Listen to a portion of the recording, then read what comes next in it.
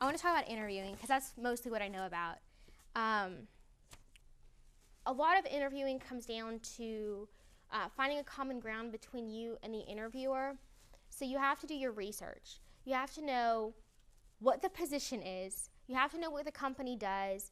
And if you can, you should probably figure out what your specific interviewer does. And not all companies will tell you in advance who you're interviewing with, but like researching their bio on the internet can give you great questions to ask when they say, oh, do you have any questions? And you sit there like, can you give me a job?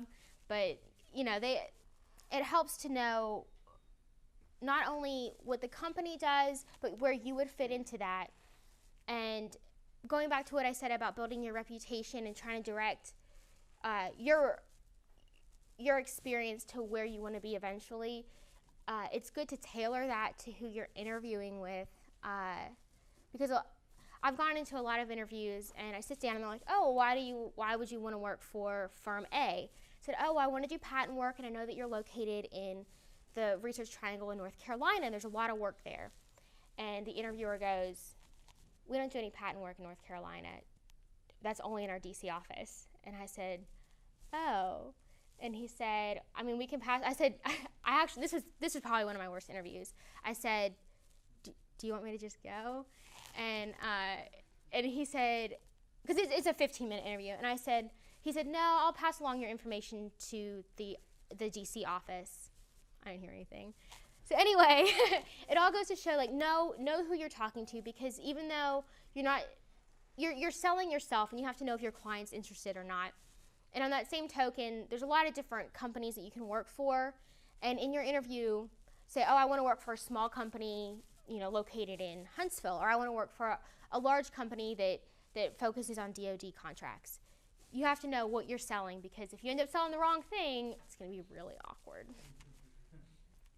The other thing that I found particularly helpful in my interviews is knowing the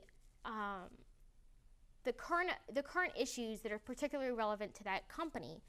I was interviewing with a lot of patent law firms that specialized in software patents, and there was a big Supreme Court case that just came out in July, and so this was before it had come out, but they asked me, oh, well, are you familiar with the Bilski case? And I said yes, and I had read up on it by chance, actually.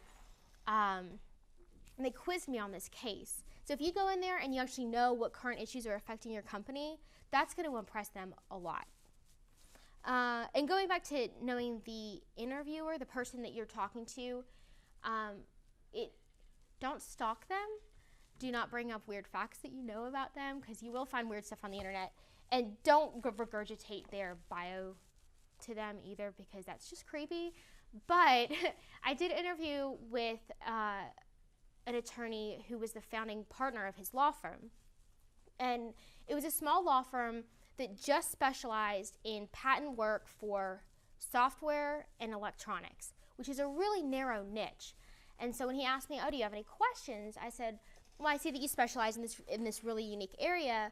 What made you decide to start your company in this niche? And I could tell that he was taken aback, hopefully not in a creeped out way, but, you know, showing that you take an interest in how they've achieved their success helps a lot.